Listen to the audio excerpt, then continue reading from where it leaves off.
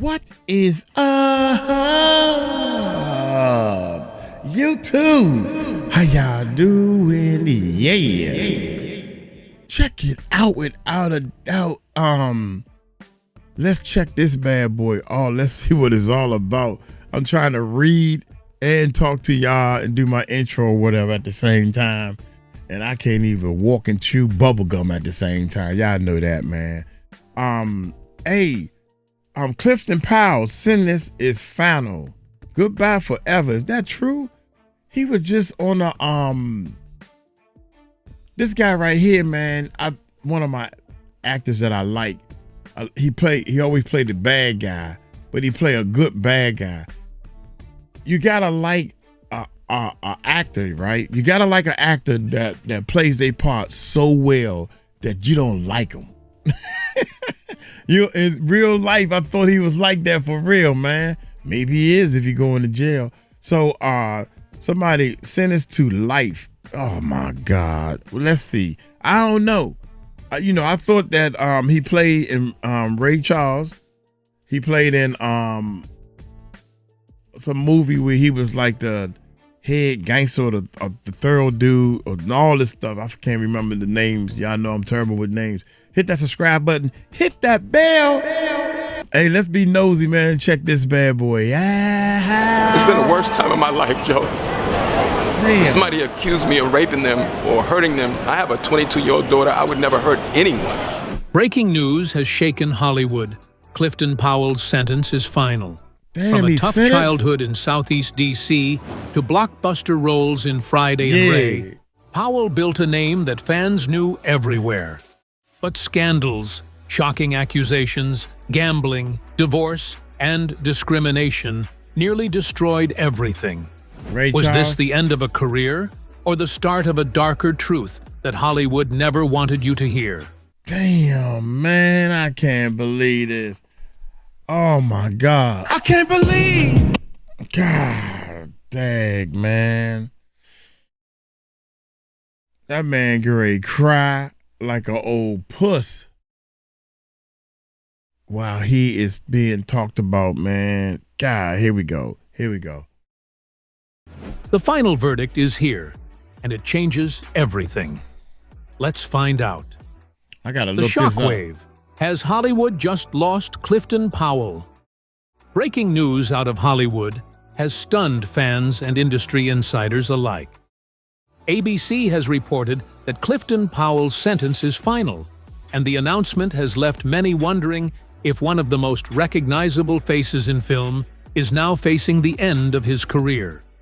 Clifton Powell is a name you may not immediately recognize, but his face is unforgettable. For more than 3 decades, he has appeared in film after film, building a reputation as one of Hollywood's most reliable character actors. His breakthrough came in 1993 with Menace to Society, a gritty urban drama that captured the harsh realities of street life. Powell's role in that film earned him attention for his raw energy and ability to bring authenticity to the screen. Soon after, he became a familiar presence in the Friday series, where his sharp timing and comedic delivery made him a fan favorite.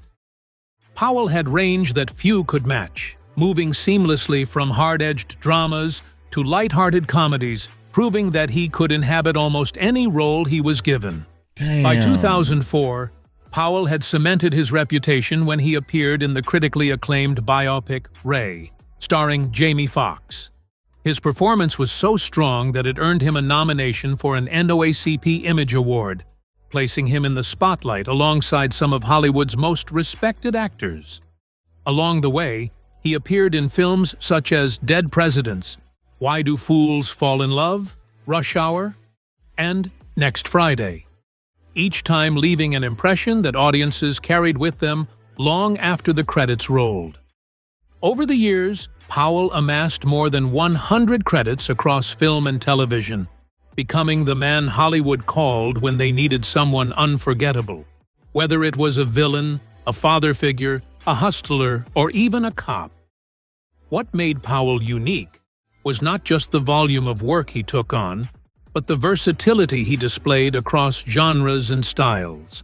He had the ability to terrify with a menacing glare, to deliver humor with perfect timing, and to ground a dramatic scene with quiet emotional depth. This versatility earned him the respect of directors, casting agents, and audiences alike, building a career that most actors could only dream of. Yet, for all of his professional success, Powell's personal and professional journey was far from smooth, and the news of his so-called final sentence now forces us to look at both the triumphs and the troubles that have defined his life in Hollywood. How could a man who worked so hard to climb from obscurity to recognition, who survived the harsh streets of Southeast Washington, D.C., and turned his life into a Hollywood story, now find himself at the center of a breaking news bulletin that sounds like the end of the road? The contrast between success and downfall has rarely been so stark. On one hand, Powell was the actor who seemed to be everywhere, appearing in blockbuster films and cult classics alike. On the other hand, his off-screen struggles and controversies were mounting. Man, I don't even think this is real, man. I just asked ChatGPT, y'all, because we trying new and better things. Couldn't find any credible sources. He's recently made headlines because he called out an agent who dropped him for taking what the agent called a little black movie. There are rumors floating around YouTube that he was sentenced and stuff. I'm gonna keep going. Let's go. Creating a parallel story that was far less glamorous than the red carpets and flashing cameras suggested. This is why the announcement of his final sentence carries such a powerful weight. It's about an entire career being put under the harshest light imaginable. Hollywood has seen many scandals before, but this case raises the question: when the industry and the public make up their minds, can a man ever truly recover? The case that nearly ended everything. Newly resurfaced details confirm that Clifton Powell's long-running legal battle, which first began more than a decade ago, has now been finally settled, with no criminal charges upheld. For years, the story was whispered about, but only now is the full picture clear. Man, come on, man. Dude, he just did an interview 5 days ago, man. He just did an interview 5 days ago, man. I can't. Clifton Powell, man. Happy to have you on the platform, my guy. I'm glad to be here. All right. Hold on. Before we get into this, check this out. Okay, even though it could have been filmed. Resurfaced details. It could have been filmed. This say 7 days ago. So they worked on this video maybe 2 or 3 days, right? And then they uploaded it 7 days ago, right? And then, so they uploaded this one first, and then this comes up 5 days ago. Now he had to shoot the video, and then this is what I hate about, man. I swear to God, boy, people spreading bull. It should be a stronger punishment. It should be a stronger punishment for people lying out of their mouth. They know they lying. That should be a stronger punishment. And people spreading bad news. That should be a strong punishment, man. That way you would think twice before you upload this garbage. Here we go. What I do is when I do lectures, I have one slated hopefully to do at Norfolk State. And I want to take it around to the HBCUs, Evening with Clifton Powell. And what I want to talk about is all the things that nobody helped me understand when I started in the business. So one of the panelists asked me, what's the biggest mistake I made? I think the biggest mistake I made in the beginning was getting married. Not so much because marriage is bad, but trying to build my career inside of my marriage. It's simply impossible. The divorce rate in Hollywood is almost 97%. Damn, man, get out of here. God dang. 97%, even if he said 90%, can't believe. Even if he said 90%, damn, man. The divorce rate in Hollywood, I would do if I was becoming an actor or F that. Life is good. I want to get married. No, I'm just gonna keep hitting that. You got to. Honey, statistically, we're not gonna make it. And right now, if we get married, you're gonna change. And I don't need no changes right now. I'm working on this thing. Shit. Career inside of my marriage. It's simply impossible. The divorce rate in Hollywood is almost 97% amongst entertainers. So, and not that I wouldn't have married my ex-wife or not have my kids. The best thing that came out of that were my kids. But I just, being an entertainer, and I'll give you an example. In 1979, myself, Denzel Washington, Sam Jackson, Angela Bassett, we were all poor actors who were just entering into a very difficult business. And nobody ever told me and taught me anything about Hollywood or how to be an entertainer or be in the entertainment business. It's a little different when you're in New York and you don't necessarily make it to the big national level. But when you leave New York, like we all did, only left New York, not necessarily come out to Hollywood to be famous actors. We were in love with the work, but you don't make a lot of money. So when you come out to Hollywood, the next thing you know, you do rock. And then from rock, you do Minister Society. And then from Minister, you do Dead Presidents. And then I went on a 35-year run, where I did Rush Hour, Next Friday, Phantoms, Deep Rising, and all the movies that people have Ray, and all the movies that people have seen me in. And inside of that has its own, the trajectory in the arts has its own isolated energy. And it takes all of your time and all of your energy. You barely have enough time for your wife and your kids. And I didn't understand that. And so when I was married at the height of my career, making a lot of money, I was out of my house maybe 80% of the time. And no marriage can survive if you're not giving it attention. And then there's all the other temptations on the road, the women, the gambling, the drinking, the partying. And before you know it, you're in divorce court. And that's really what happened. I survived it, because money is amazing. But if you're not happy, money is not good. So I don't blame my ex-wife. I don't blame anyone. I just, with my journey, trying to help young entertainers understand, build your career first and then focus on marriage and children and things like that. And I had an outside. Damn, I hit the button at the right time, but okay, wait a minute. With my journey, trying to help young entertainers understand, build your career first and then focus on marriage and children and things like that. All right, check this out, man. I asked ChatGPT about these percentages. He just random said 97% was very high. That means damn near only 3% make it. That sound wrong. Okay, check this out. Long story short, ChatGPT said that the divorce rate, but you got to be more streamlined with ChatGPT, right? It's saying 50%. Then it said 52%. I'm just looking at the numbers. Likely Hollywood marriages divorce rate is around 40 to 60%, depending on how long the marriage lasts and depending, So Hollywood could consist of everybody in Hollywood, even the people that just work. They're not celebrities. So now he started talking. ChatGPT started saying something about celebrities. So I'm like, yeah, okay, well, we're talking about the celebrities and stuff, but still the numbers are 52%. So it says 40 to 50% chance of divorce within 10 to 15 years. Hollywood divorce rate is, I guess, approximately around 50 to 52%. That's high, but it's not as high as he was saying.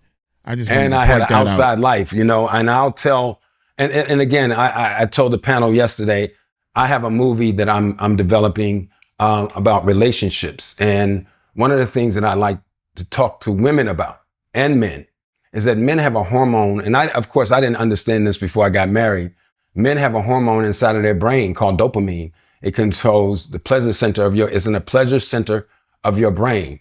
And that's drugs, sex, gambling, smoking, partying, and rock and roll. And I did all of that. I didn't do drugs. That's the only reason I'm sitting here right now.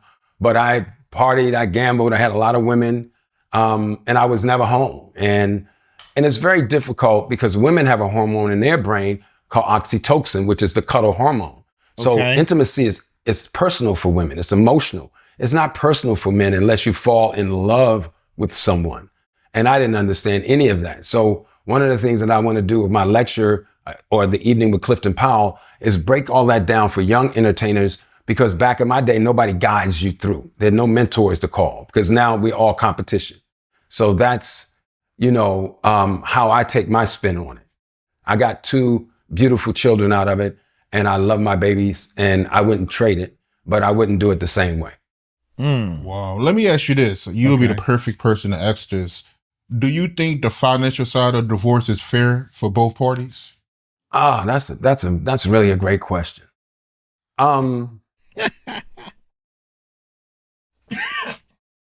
That means your wife done hit your pockets and you was like, I don't mind. This is what I got to do. I got plenty. But I want her to be happy. I mean, I want her to be nice, but I don't want her to be that nice. God dang. That's what that means. Look. That's a very difficult question because I think the way the law is written. Yeah. Depending on what state you're married in. Yeah. It's 50-50. What? And LA is 50-50. What? So when you go into marriage, you're basically entering into a business situation. Oh, shucks. Hey, wait a minute. Hold up, baby. 50-50, huh? No matter what they bring, if you bring in a whole lot, 50-50. Oh my God. That ain't right, man. That's bullshit. Bullshit. That ain't right. I don't think it should be 50-50. That's just me. I mean, if you got a millionaire, if you got a millionaire, he's a man or a woman, and you got this poor person that's barely making minimum wage, right? And they happy and all this stuff. They live together for a year or two. Then they say, I want a divorce. They get half? That don't sound fair to me. And everybody has to uphold their part. So it's fair in the sense that if my ex-wife was the breadwinner, she would have had to give me alimony. If she kept the kids, then she has to give me alimony and not child support. If I get the kids, she has to pay me child support if she's the breadwinner. If I'm the breadwinner, okay, and I get the kids, then, I have to pay her alimony because I have the kids and there's no child support because they're with me. So it's fair. I mean, I know females, I have a couple of female friends who are paying child support and alimony. So I think you have to understand that marriage is on top of the love, it's a contract. And if you don't uphold your end of the bargain, then you're going to get a problem. You're going to have a money problem if you don't have it. Damn. Did that answer your question? Yeah, in the sense, because a lot of people say that it's unfair to the men. So, I don't know. Well, Well, it's unfair to the man because you're looking at it like the man is the one that made the money and had the money before they got into the relationship. What about, there's been times where the woman had all this money and she married somebody. Oh man, very few times. And she married somebody that didn't have that much. And then they see, they wanted to divorce the person that don't have the money. And they had to pay all this money out. I gotta say this. I'm a little different. If you make a baby, you gotta take care of your baby for 21 years at least. So if you want to stop making babies, then put your condom on. That's as simple as that. My ex-wife didn't make me marry her. I come out of a traditional Christian kind of background, and I Okay. felt like that was the right thing to do. I didn't understand the business part of it, but Okay. I wasn't a good husband. I can sit here and tell you I wasn't a good husband. Men are not monogamous. Women will never want to believe that, not because we want to be, but because we have dopamine in our brain. And then when you put entertainer on top of it, popular, famous, however you want to consider me, it comes with a lot of outside attention. Man, F all that, man. Dude, if you said to death do us part in front of him or in the church or whatever, you know what marriage mean. You're supposed to stay loyal. That dopamine don't supposed to dope you up that much where you can't keep your brain in your pants. What's wrong with you, Especially man? for women. So I would sit here and say, you know, You knew you was living the glamorous life. You knew you was a superstar. You got another movie part. All these people want to lay down with you and everything. You knew that was going to come, bruh. It comes with being famous. Shouldn't have got married. I wasn't a great husband. If I could do it again, if and when I marry Marquita, I'm going to be focused. I'm going to be ready. I'm going to be disciplined. And I've learned how to handle all the outside distractions. So if the woman is the breadwinner, she's going to end up paying. If the man is the breadwinner, he has to pay. It's the way it goes. There's nothing just the way if you're it the is. breadwinner, you can hide money if you want. But when you get inside of a divorce proceeding, you are under a guideline. So if you try to move money or hide money, you can get locked up for that. So if you get married tomorrow and your wife makes $300,000 and you make $1 million, then take $500,000 and give it to your mother or put it in an account that's you know that the That's not in federal your government name. can't touch.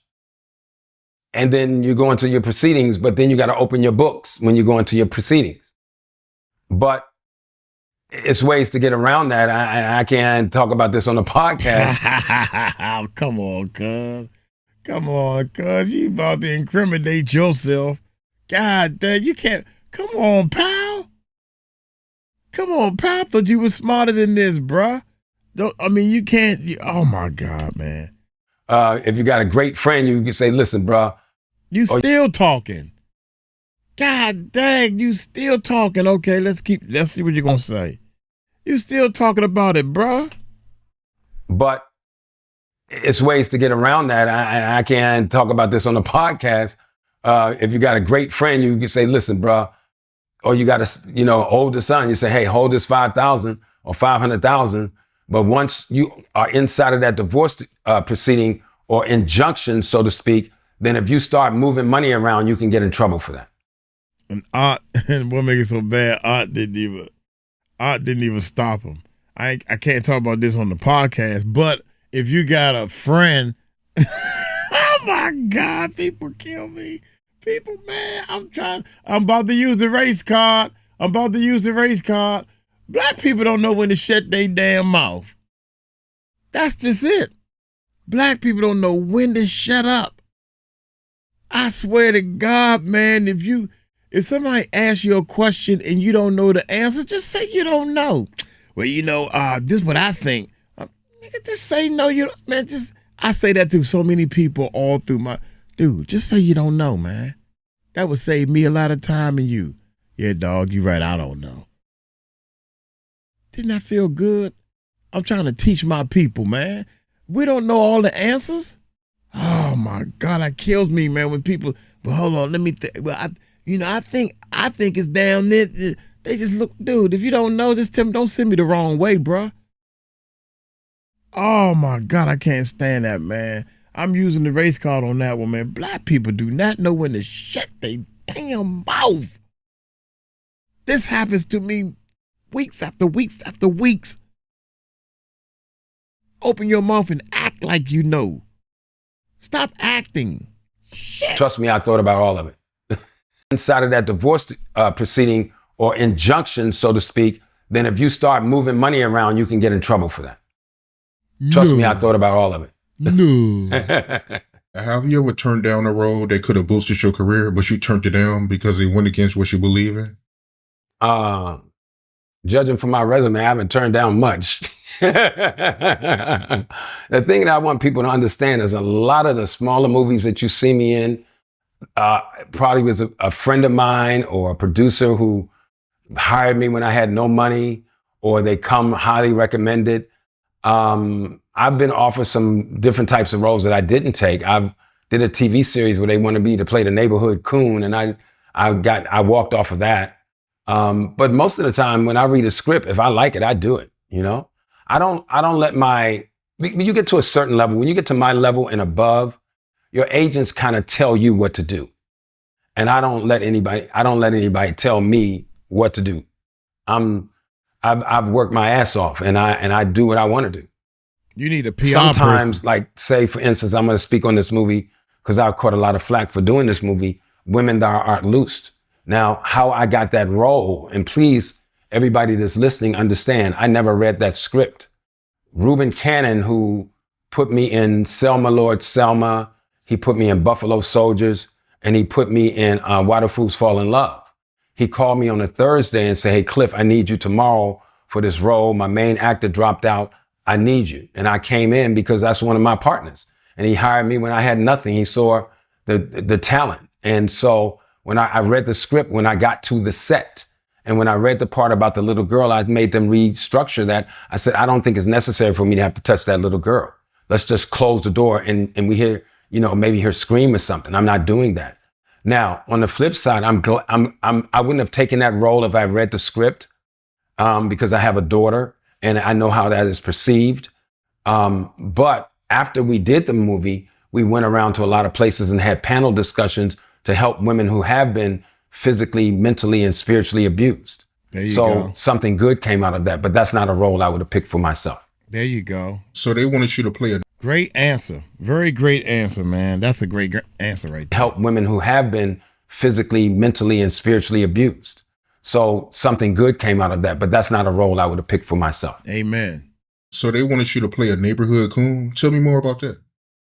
It was a TV series. It's a TV series called Simon on the WB. I think it was the WB network. I can't remember. But the week before the show came out, they were scanning all the new shows.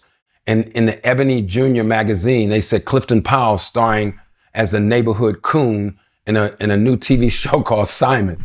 And so when I got there and they wanted me to do some coonish type things, I said I wasn't going to do it. So I met with the big white guy who ran the show and had about 7 shows on. And he basically said, I bet you will do this. He said, I bet you would do. You met with the big guy that ran the show. I met with the big white guy.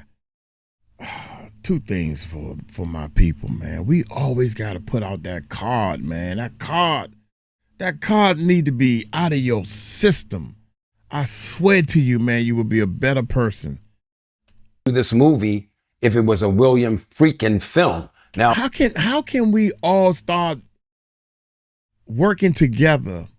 How can we?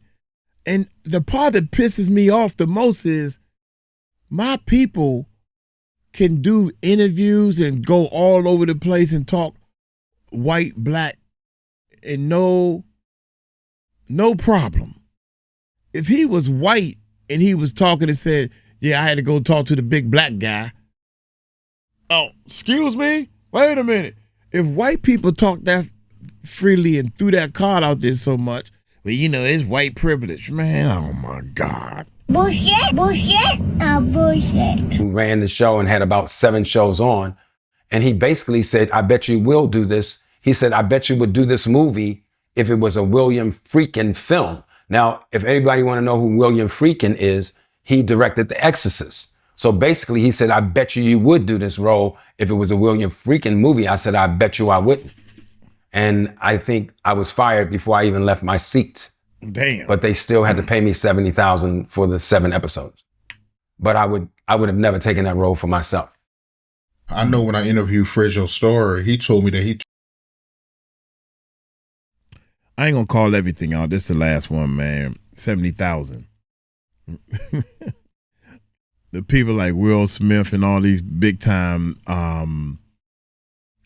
70,000, they probably laughing when they getting 3-4 millions at the minimum $5 million contracts at the minimum. Yeah, but they still had to pay me the $70,000. They still had to pay you. You need a PR person, man. That's what the problem is. But they still had to pay me $70,000 for the 7 episodes. But I would have never taken that role for myself. I know when I interviewed Fredjo Starr, he told me that he turned down the role in The Wire because they wanted him to kiss a man. I got a audition maybe a year ago for Mr. Black. I don't think he read the script. So I read the script and I called him. I said, this guy that's the gangster, he has this guy named Raphael or somebody hanging around the bar all the time. I said, who is that guy? So he called casting and he said, well, they kind of like lovers. I'm like, that's not going to work out. I'm not homophobic. I've gotten a lot of flack for saying something in the heat of the moment. I'm not homophobic, but I have no problems with transgender people or gay people. I don't care what color they are. I have no problems with, I'm not sexist or racist or any of that, but I have boundaries for me as a person. There you go. Which makes me uncomfortable or comfortable that I just don't cross. There you go. And it's not militant. It's just that certain things I'm just not comfortable with. Just like your boy Terrence Howard. I mean, it wouldn't even be no discussion for me. The whole world would know. I ain't kissing no man. I ain't doing no gay stuff. I'm what actor that is like, are you kidding me? That is Denzel Washington. Imagine Denzel Washington. Well, they said that he kissed somebody. He said if they wasn't ready for that. So I got to almost take him off the list. God dang it. Y'all know Denzel. They said something about this. Was that AI though? I don't know. But the Denzel I know, the Denzel that I want to hold on to. How about that? Oh my God. I'm a heterosexual man. I'm not comfortable with kissing a man, whether I got to do it for a role. I commend actors who can handle that inside of their psyche. I'm not wired that way. And that's just me. And I know that, like I played a few roles where like Civil Brand, where I had to kind of be brutal with women. I would never take one of those roles again. And I enjoyed that movie, but that guy was brutal, but that's not something I would seek out for myself now. I mean, you've been doing movies for decades. Yeah, he always play a bad guy. They kind of pinned him as when he come in the film, something bad is going to happen. Even if he a bad cop or the police officer, the drunk junkie dude, the beating up on the women, those type of roles, man, that's crazy. So I mean, why would they offer you something like that at this point in your career? I don't think they think, well, this guy was the guy was a gangster. So it's, after you see me play Cuddy, I became like the number one go-to gangster guy in Hollywood, right. Gangster, right. But there's certain boundaries that I have, I've never seen a gay gangster, but I'm sure they have. You're right about that. Man, get out of here. Hey, a gay gangster. I ain't never seen that. Me neither. So go home. Hey.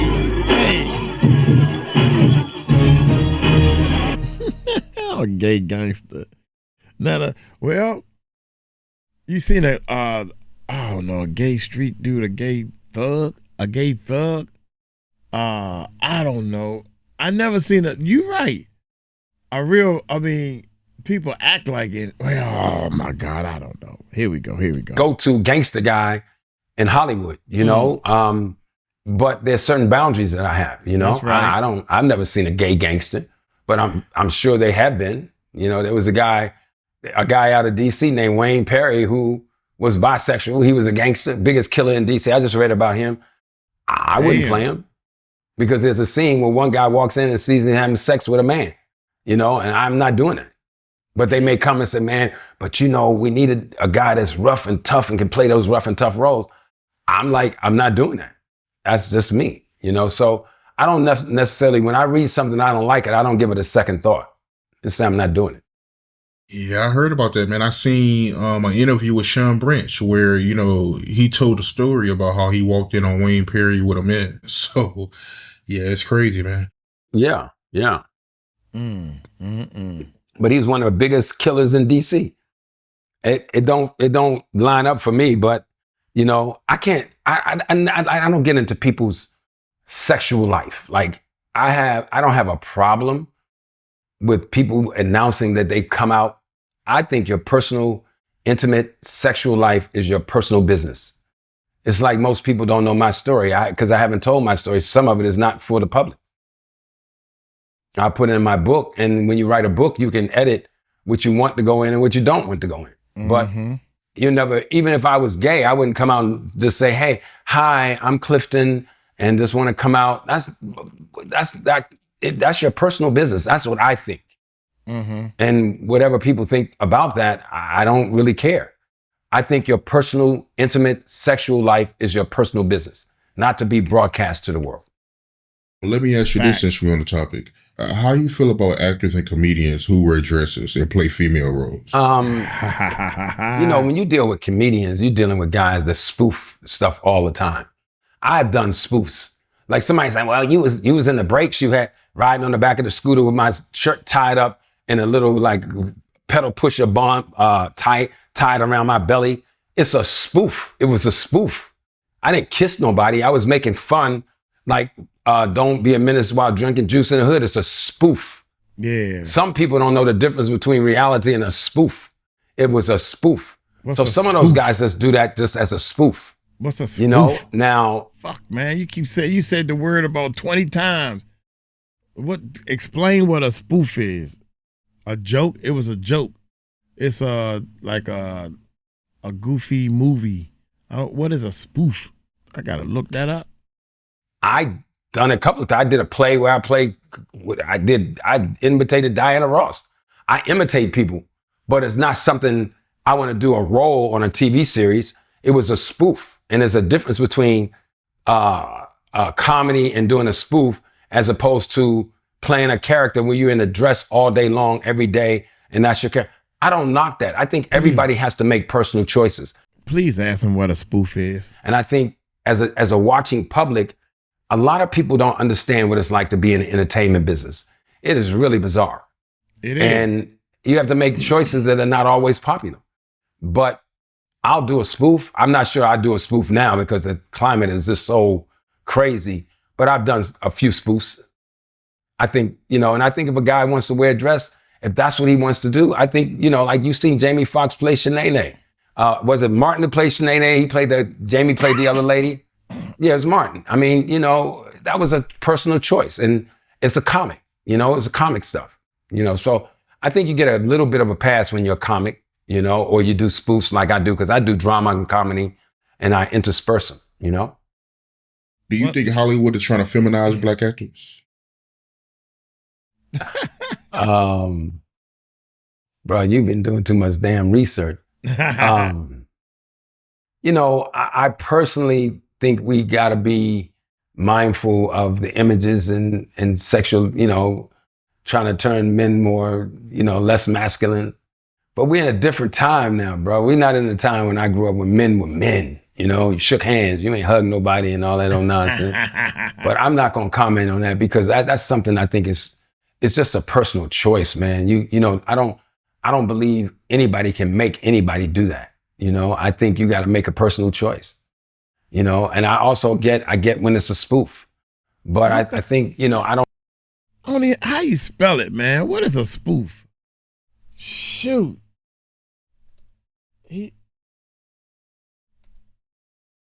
Oh my God, maybe I got to look the word up. A spoof.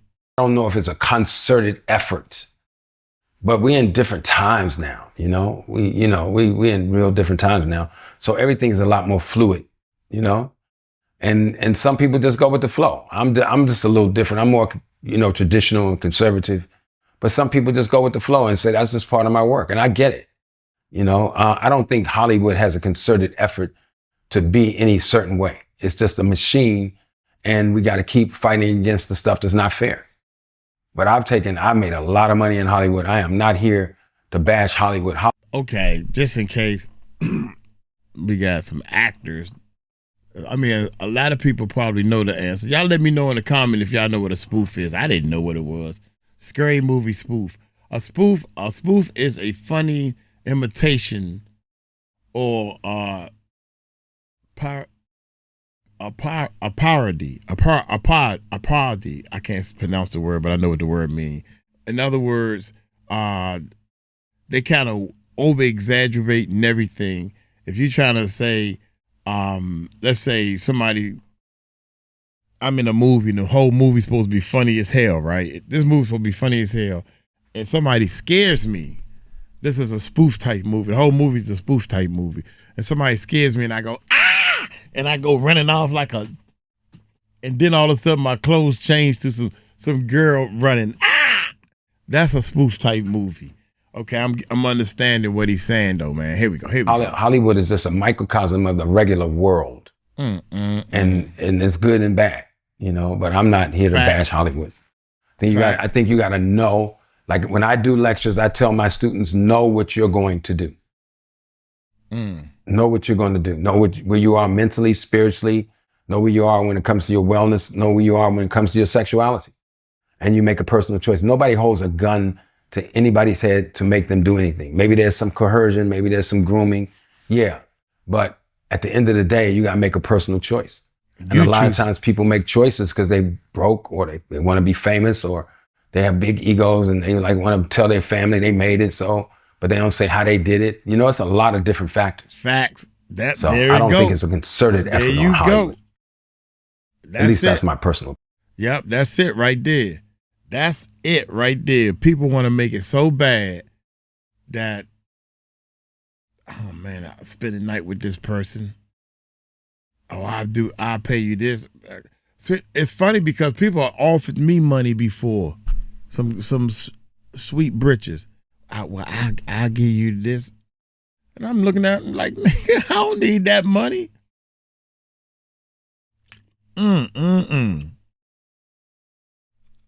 Ew. I'm sorry, man. Maybe, I don't know. Maybe I'm not that into S that much. Maybe that's what it is. I look at all women as beautiful. Some of them are pretty, whatever the case may be, but I swear to God, I don't go to bed saying, oh baby, I would love to see you with no clothes on or what. None of that. None of that stuff goes through my mind, man. Thank you, Jesus. Thank you. Oh my God, man. Here we go. A little while longer, man. Do you believe in a casting couch? I don't believe in a casting couch. What's a casting couch? I don't believe in it. I don't listen. There are a lot of beautiful women in this business and a lot of beautiful men, Black, white, Latino, Asian, a lot of beautiful women. Whatever your preference is, I don't really care, but I don't think you can block people. I think the problem with the casting couch is that if you don't do it, you ain't gonna do the role. I think that's really horrible to put on someone. Like, come in my office and have sex with me and then I'll give you the role. If you come in casting and you get the role on your own merit and you run into me at a restaurant and you wanna go out and if I'm not married or if I'm whatever and I'm available, I think that can work. That works all the time in this business. Right. But for me to say to you as a beautiful female, if you don't have sex with me on this couch right here, you ain't getting the role. And I think that's wrong. Of course. And I'm going to always say it's wrong. The person who said it thinks it's wrong also. And it's wrong. It is wrong, but it happens. The question is, do you think it happened or whatever? I know I'm gonna get a lot of feedback out there, but I'm just telling you the truth. Anybody that blocks you from something to try to force you into making a decision because you need money or you want to be famous, I just think that's wrong. I have a term for it, but I can't say it on here. But, it's just not good to me. I've had females come at me sideways as producers, It's a weird business. It's a lot of beautiful people. People get attracted to your look. Some people get attracted because they like dark-skinned guys. Some people like older guys. Some people like guys and girls have hit on me. Some people like you because you're powerful or you give powerful performances. This ain't real, man. This is acting, And at the end of the day, I'm an actor. When I go home, I leave the character at work. So anybody that tries to groom, anybody that tries to persuade, I think that's wrong. you know? And I think it's got to continually be stopped, no matter who does it. What you mean by the producers came at you sideways? I've had producers say certain things or do certain things, male and female. But I know how to handle it because I know what I'm going to do. I always tell people when you get to Hollywood, know what you're going to do. You know what I'm saying? I'm not desperate to be famous. I think people don't know I wanted to play football. I never wanted to be an actor. I have no idea how I got into it. I mean, I know how I got into it, but I don't know why the gods picked it for me. But I'm not, in my early years, you can't give me $1 million to make me do something sexual. I'll just go get a damn job. I've turned down jobs because they didn't want to pay my quote. So, and my manager before, Chris, would say, you got to do it. I said, I got a degree. I'll go get a damn job. You know, so you can't persuade me with fame or money. I think when you are desperate to be successful, you may cut some corners. But when I do my lectures, I say, do the work. And at some point, the work will get you through. You may not make it to the top, but the middle is a great place to be inside of an entertainment division like I'm in the middle, and I make a lot of money and I do well and I have a great life. And I didn't compromise anything. So in a sense, the casting couch is real then. Because I mean, if you're saying that producers, they came at you sideways, hypothetically speaking, if you would have took them up on the offer, I'm sure you would have got better opportunities, right? Well, let me tell you this. A guy came to me maybe about 3 years ago. He said, Mr. Powell, you know, I love your work. He said, I'm going to tell you right now, you'd be a lot bigger if you were bisexual. And I said, well, I've gotten as big as I have. Damn. But I want to also be clear. I'm not knocking anyone, actors or producers. But I just think from a humanitarian standpoint, whenever you block someone, I think that's wrong. Whether it's race or gender or because you don't like the way their hair looks, that's just wrong. Like, to me, racism is just wrong because you're too black. You can't do this. I've been told I was too black for shows. It's a lot of stuff that I've been through that I'm going to put in my book. So I just think that's wrong. And I'm always going to say it's wrong. And I'm always stand up for what I believe is right. That's just me. I've been set up. I've never been arrested, never been in trouble. You can't set me up because I don't break the law. But I've been set up. I've been approached. I've been, how I don't want to say persuaded, but gestures have been made, you know, and I'm not going to get into the details and name any names, but it's been men and women, not a lot, but a few, you know. And my problem, like I said in the beginning, is that if a beautiful woman comes in and she auditions for you and she does a great job, she should be in the running to get the job. If you say, hey, well, you're in the running, but you got to sleep with me to get the job, and if you block her, I think it's wrong to me. That's just me. If she says, hey, you know what? I want to do it, then I would take it outside of the business. It's just weird. I taught acting classes. I've taught acting one-on-one students who one girl came out with her biker shorts and her, you know, sitting in Indian style. I'm like, ma'am, are we coaching or what are you doing? Because I don't mix the two. I always tell my students, don't shit where you eat. But that's an old term expression. Don't put your dirty business on your job. Yeah.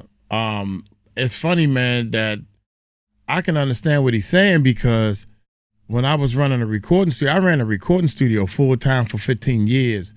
And I couldn't believe, first of all, I don't think I'm that handsome. I don't think I'm the man that every woman want to sleep with. I never thought that way. I'm focused on music, making beats, playing that bass guitar, mixing and mastering, put the right reverb, the echo, and all this stuff. I want to be the best at doing music. Not the lady brings her 2 daughters and told me to pick one. You know, you can sleep with for free studio time. At this level, we not even at no Diddy or Jay-Z type level. We are the neighborhood. If you have a fantasy and you want to do music, you come to my townhouse or my house. It was a townhouse when I ran the recording studio. I got a studio in my house, not no big old building when you come in, and I don't have a building. You sleep with them people to get to where you want for the record labels. I'm just trying. You can pay by the hour, lady. What's wrong with you? What make it ill? I don't even like your girls. They look too young, number one, and they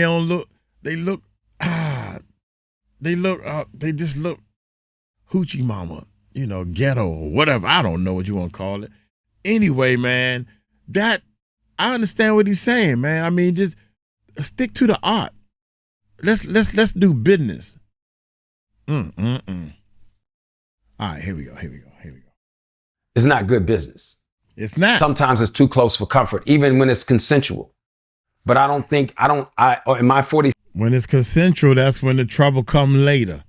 That's all. You going kiss, kiss, boom, boom, kiss, kiss, go out, tell everybody in the business that y'all are a couple, and then it's going to turn uglier and uglier. Trust me. 6-year career, I don't mix my personal life with my business life.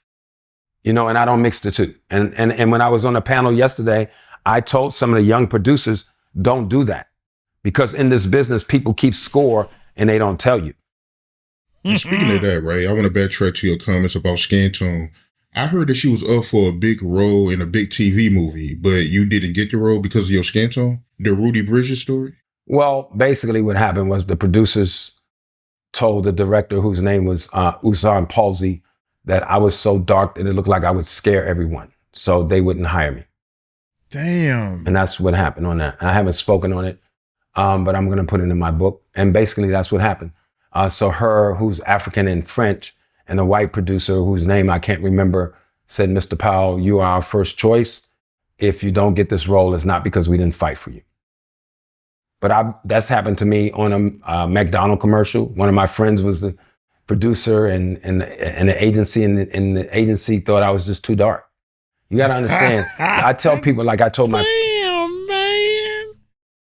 I mean, that's sad. I'm not laughing, but I'm hurt because I'm like, damn, man. It's like, when are we gonna stop playing this race card, man? I would love to. When somebody said, we don't like you because you're too dark, I would love to know who was making that decision. It's I don't know, man. Let's just keep going, man. Let's get off. A panel last night. There was an article years ago, I'm not sure if it was in Esquire magazine, that talked about Black Hollywood, white Hollywood. And there's an article in there by Wesley Snipes, white agent from CAA, that sent Wesley in for a role. And this is documented. And they called him and said, don't send anybody darker than Denzel. Wow. Racism permeates. And it's not the same anymore, because we're seeing, really dark-skinned actresses and dark-skinned actors. But you got to understand, if Obama was my complexion, he wouldn't have been president. You know what I'm saying? I still get followed around stores. I mean, I ride first class. I was in first class one time, and this guy kicked my seat. And I stood up and I said, would you have kicked my seat if I was a white boy? Because there's all kinds of different people in the world that like, what is this doing flying first class with us up here? I'm like, I make more money than all of y'all in first class. So you got to understand, still people like that in the world. It's people like that in this business. I did a TV series, which I am not going to say, but some of the Teamsters were Klan members. This is real. It's real. What? Man, get out of here. God dang. Was that in today's world, or it's probably when he was doing Boys in the Hood and what year did Boys in the Hood come on? I don't know, man. Here we go. I don't take any from anybody that's racist, sexist, or anything, period. And I can tell you a billion stories, and I'm never going to take it. Period. I encountered some racism on New York Undercover. And the sound man, he was trying to put the mic in my hair. I had a scarf. I was playing this little thug guy, and I had a head wrap like Tupac used to wear. And I told the sound guy, I said, sir, I don't want to run the wire up in my hair because I'm going to be rolling on the ground. Maybe I was being a little overprotective, but I could choke. Freak accidents happen in this business all the time. There was a girl, let me tell you this story, on Vampire in Brooklyn, black stunt lady jumping off a building. Her first jump was successful. Her family was there. The second jump, somebody adjusted the mat. I remember that. Go look this story up. Yeah, I she remember jumped, that. hit the mat, and bounced into the wall and died instantly. Yeah. Yeah. So as I was talking to the sound man, now on a lot of the African-American shows back in the day, all the writers, producers were white. You may have one or two black folks there. I don't deal with racism very well because I grew up in Washington, D.C., and I grew up with good white folks and a million black people. So it's one of my triggers. So I told the sound guy, I said, I don't want to put the wire in my hair. So he turned to me and looked me in my eye. He said, I tell you what then, why don't you do your sound in post? You know what that means? That means No, I don't. No, sir. that means you do your part, and then you come to a studio like this, and you look at what you were saying and try to match your voice, so you actually so it can come out real clear like this. You're like, yeah, I'm gonna get you, sucker. You know, you do your parts, and then they mix it in and all that stuff. In my hair. So he turned to me and looked me in my eye. He said, I tell you what then, why don't you do your sound in post? You know what that means? No, I don't. No, sir. What that means is, why don't you do the show while you're here this week, and then you let them fly you back in and then put your sound in. I said, no problem. So I called the first AD, and I said, I think your sound man is a racist. He said, well, what happened, Mr. Powell? I said, well, I was telling him I wanted to put the mic either on my leg or behind my back and put the wire up in my shirt somewhere. And he told me to do mines in post. So he said, don't worry, I'll talk to him, Mr. Powell. So I assumed that he talked to him. Would you have believed that all these problems go on the set? It's worse than that, man. It is. When I tell you, this is a hard job. Being a sound man, a sound technician, and being in movies, no, it's too many attitudes. It's too many people want to do things their way. All kinds of stuff. Yeah, man, there's all kinds of problems in this business. I got back after lunch. I had to go to sound, same sound guy. I said, sir, like I said before, I don't want to put the wire in my hair. And then he said, what did I tell you? He might have said, boy. He said, boy, what did I tell you before? And I stepped back and I said, let me tell you something, bro. I will knock the fuck out of you on this set. And any one of you white boys got a problem with me, I'll fight every one of you motherfuckers. Period. That's why they don't want nobody. And I went to my trailer. That's why they don't want no dark-skinned person on there, because he went straight to, let's get ready to rumble. And I called my manager and I said, I'm leaving. She said, what's the problem? And I said, what the problem? She said, well, Cliff, you're in New York. I said, I don't give a where I am. So the producer called me. He said, what is the problem? I said, this is the problem. Your sound man is a racist. He told me to do my sound in post. I said, so this is what I'm prepared to do. I'm prepared to give you back your hotel money, your flight money, and I'm flying out as soon as I get out of my trailer. He says, Mr. Powell, give me a minute and we'll get you right, because I had the wrong trailer. They put me in a honey wagon. SAG regulates this. So I'm supposed to get everything I'm supposed to get as per SAG. The next day I had a brand new trailer and nobody in the crew talked to me. I did my week and I left. Dr. King said, a man can't ride your back unless it's bent. Period. You know what that means? And that's how I approach this business. I try to be amiable. I try to be cool, but I'm also a young man that has worked his ass off to get everything I have. I try to be pleasant. I don't believe in any of the isms, but you're not going to punk me. It's never going to happen. I will die first. And that's just how I feel. And if people are listening, please try to understand. It's a lot of sexism in this business. It's still a lot of racism, much better than it was. And I'm not going to bash Hollywood, because Hollywood is a microcosm of what's going on in the world right now. I'm just not that guy. And I'm never going to be that guy. And so I've lost work because of it. I've been fired because of it. I've walked off of sets because of it. And that's just the way it's going to be. And that's how I operate. And I'm not bragging. I'm not boasting. I just try to come to work and do my job. Period. I had a McDonald's commercial. There's two black. Simon, the guy wanted me to be a coon. It's the same. Being a coon and being blocked is the same thing to me. You know, when they fire you, because if it's not like I sat down and tried to talk to this guy about Harlem. He'd never heard of Harlem, really. I said, do you know you want me to make fun of Harlem, which historically is one of the most exclusive African-American enclaves in the world, where black entertainers couldn't go downtown, so they had to stay in Harlem. Central Avenue in Los Angeles, you have the black hotels. The black entertainers couldn't go to the white places, so they had to stay in Central Avenue. And then they came in and tore Central Avenue apart. You know, I'm not going to make fun of Harlem. Harlem may not look like the Harlem of yesteryear, but Harlem has a lot of historical references and history. And then I did the Langston Hughes poem. I said, have you dug the spill of Sugar Hill? Cast your gems on the sepia thrill. Brown sugar lassie, caramel treat, honey gold baby. That's Langston Hughes talking about Harlem. And you want me as a woke black man to come on your show and make fun of Harlem? I'm not doing that. And I walked off.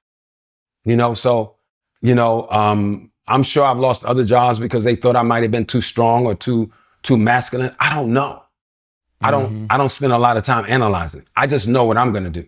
And I don't want to come across like I'm a gangster or a thug. I'm just a real man who stands up for his rights. That's what I am. And I'm always going to be that way. Debbie Allen was my dance teacher in high school. You ever work with Debbie?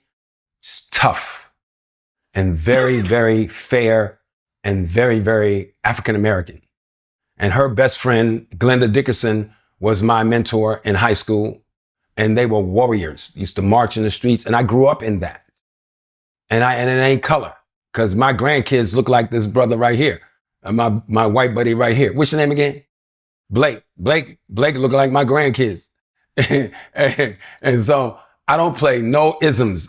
I've been on sets where girls have hit on the other girls. I'm like, not on my set, boo-boo. We're not doing that. We come here to work. Take all that shit outside after work. I don't do it. And that's why we have the new place and things in place. They have sex coordinators on the set now. They had intimacy coordinators on the sets.